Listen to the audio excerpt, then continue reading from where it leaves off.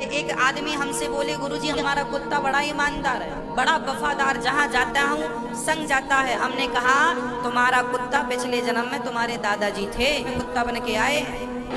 کہ قرآن شریف کے اندر موت آتی ہے, مردے کو واپس سے زندگی دی جائیں گی آخرت میں, ان کا ذکر ہے. اور ہندو لوگ یہ مانتے ہیں کہ پنرجنم میں, اور وہ ڈسکوری چینل پہ دیکھے کہ پنرجنم ہوتا ہے.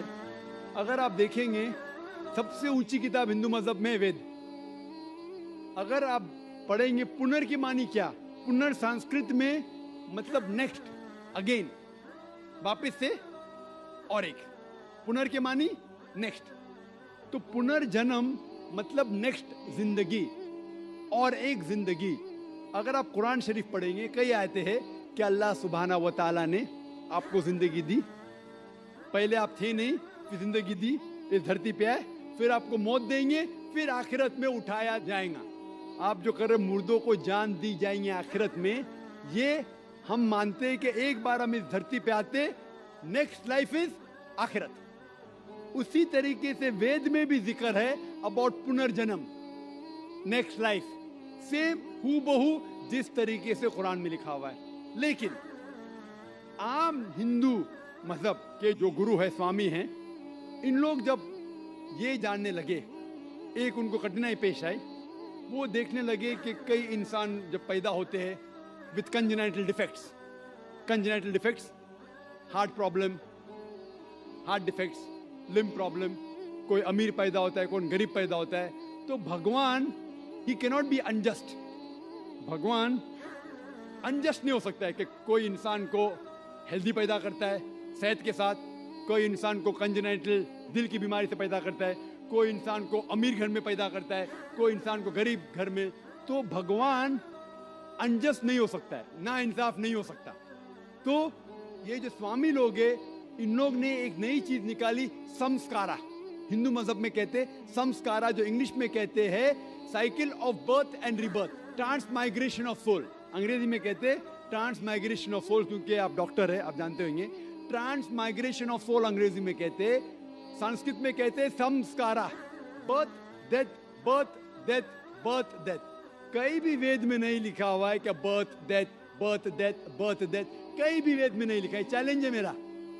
یہ ان لوگ کو ملتا ہے بھگوت گیتا کے شلوک سے.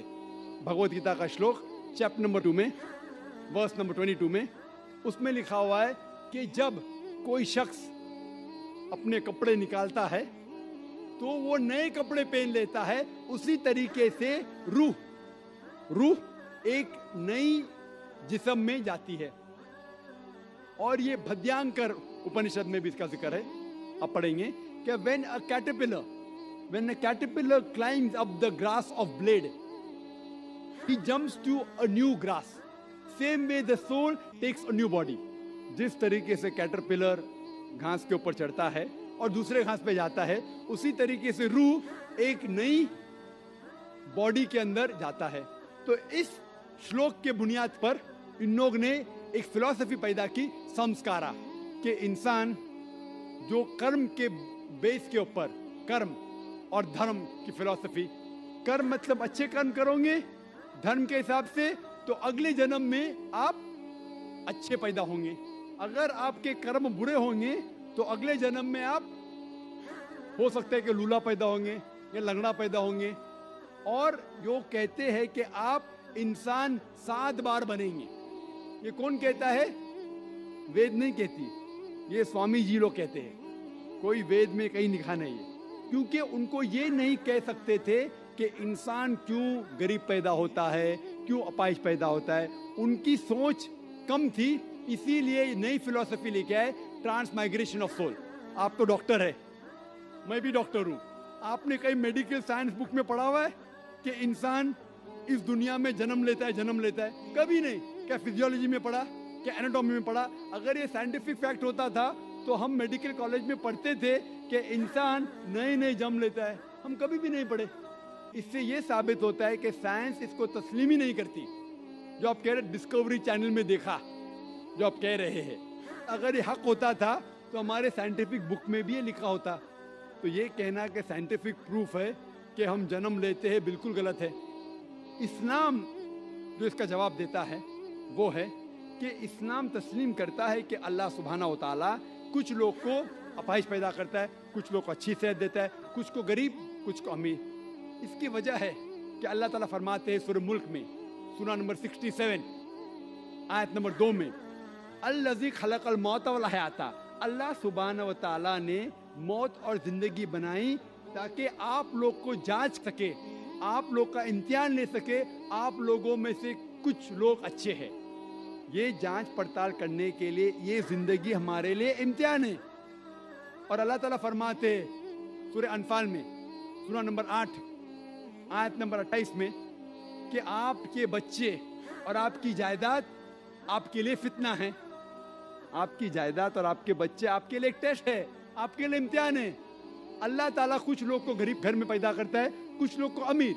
جو لوگ امیر ہیں ان کے لیے امتحان ہے کہ وہ زکوٰۃ دیتے کیا نہیں. جیسا کہ میں نے کہا میری تقریر میں, تیسری بنیادی بات اسلام میں ہے زکوٰۃ. جس شخص کے پاس 85 گرام سے زیادہ سونا ہے یا اس کے مقابلے میں دھن ہے, اس کو 2.5% زکوٰۃ دینا فرض ہے.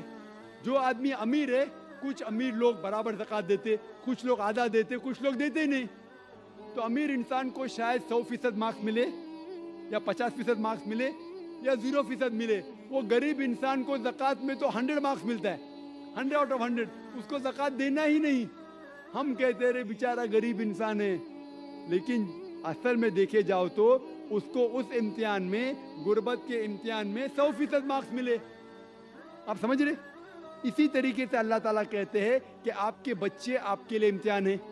ہو سکتا ہے مثال کے طور پہ ایک اچھے جوڑی ہے, اچھے مسلمان ہیں, 5 ٹائم نماز پڑھ رہے ہیں, حج کو گئے ہیں, رمضان میں روزہ رکھتے ہیں, زکوٰۃ دیتے. اللہ تعالیٰ ان کا اور بڑا امتحان لینا چاہتا ہے. جتنا بڑا امتحان اتنا بڑا انعام. مثال کے طور پہ اگر آپ BA پاس کرتے تو آپ کو صرف گریجویشن ملتا ہے.